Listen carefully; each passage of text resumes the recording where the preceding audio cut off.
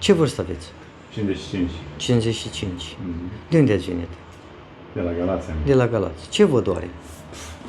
Mă doare Cervicala? Umerii mai mult și spatele se lasă pe picior. Se lasă pe picior. Și pe mână nu aveți amorțeală? Mâna stângă, degetele la mâna stângă. Aveți amorțeală, nu? Da. De cât timp? De vreo 6 luni, cred. 6 luni. Da. Neremeniu? La început mi-am mărțeau doar un deget așa, dar din ce în ce mărțește... Am înțeles. Neremeniu dumneavoastră reiese 3 hernii de disc pe cervicală și mai multe pe lombar. Da. E normal să aveți amorțeală pe mână și amorțeală pe picior. Da. Începem? Da. Aveți emoții? No, o să... Aoleu! Pe mână s-a lăsat și pe picior, s-a dus și în picior.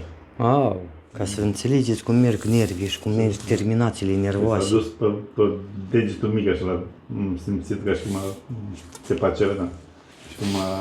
Și pe picior s-a lăsat așa pe picior. Aoleu! Mai mult pe spate s-a lăsat aici, nu? S-a dus pe spate. Pe spate. Aoleu! Unde s-a simțit? Tu mă încălcâi la bele picioare. Mamă! Mă apau călcâi, era cum cineva m-a lovit în călcâi. Cum mi-aș fi dat în călcâi. Ca să înțelegeți unde sunt terminațiile nervoase, tot timpul în talpă. Mă încălcâi, s-a dus ca și cum cineva m-aș fi lovit în călcâi. Aoleu!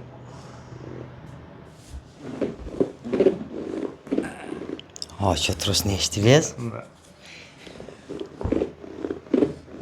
Rugăminte la dumneavoastră să faceți ceva ce vă durea sau nu puteți înainte să faceți. Când mă plecam în jos așa. Nu te mai doare? Nu. 3 hernii aproape de operații? Cervicala? Da. Nici toracalul? Puteam, da, nu. Nu? Când mă întorceam așa, zic că... Aveai junghiuri? Da. Nu, puteam să pun mâna asta, nu. A, nu puteai? Da, nu. Nu reușeam să mă... Da, mă întreb... Nu te mai doare? Nu. O întrebare. Amorțeală mai ai pe mâini? Nu? Da, pe picioare. Nici pe picior n-am. Momentan, nu știu, după aia. Acum nu.